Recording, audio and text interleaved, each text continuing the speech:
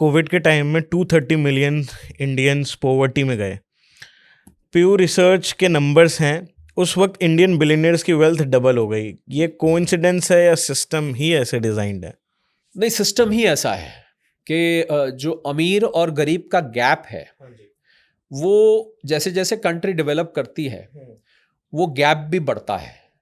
Because उसका reason ये है कि जिसके पास people who have money, right, they attract more money. और वेल्थ क्रिएशन जो होती है ना प्रतीक, वो स्टॉक मार्केट से उसका बहुत क्लोज कनेक्शन होता है। तो जो आपने कहा कि इतने बिलियनियर्स बढ़ गए, बाय द वे मैं आपको इसी से कनेक्टेड जानकारी दे दूं कि जितने भी बिलियनियर्स हैं उनकी वेल्थ में प्रतीक 90% जो वेल्थ है वो उनके कंपनी में जो उनके शेयर्स हैं उसकी वजह से है।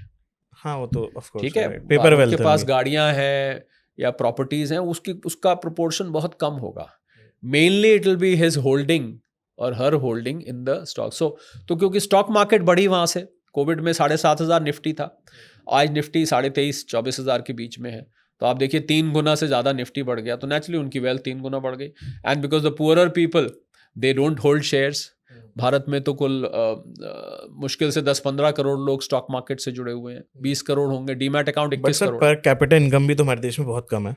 वो क्योंकि आबादी बहुत है, बिकॉज वी आर 1.45 बिलियन गिनती चल रही है आजकल। मेरे ख्याल से 145 करोड़ लोग भारत में हैं, इसलिए पर कैपिटा क्या होता है प्रतीक कि टोटल जीडीपी को टोटल पॉपुलेशन से डिवाइड कर दिया जाता है, तो पर कैपिटा आ जाती है। तो इसलिए उसमें तो छोटे से बच्चे की भी गिनती हो जाती है, तो बच्चा तो नहीं कमाता ना। तो I think per capita income निकालना इज जस्ट अ नंबर, क्योंकि वो हर व्यक्ति उसमें आ जाता है। जो घर पे दादी जी रिटायर्ड बैठी हैं उनका भी गिनती आ जाएगी, छोटा बच्चा पैदा हुआ वो भी, because that is just a number.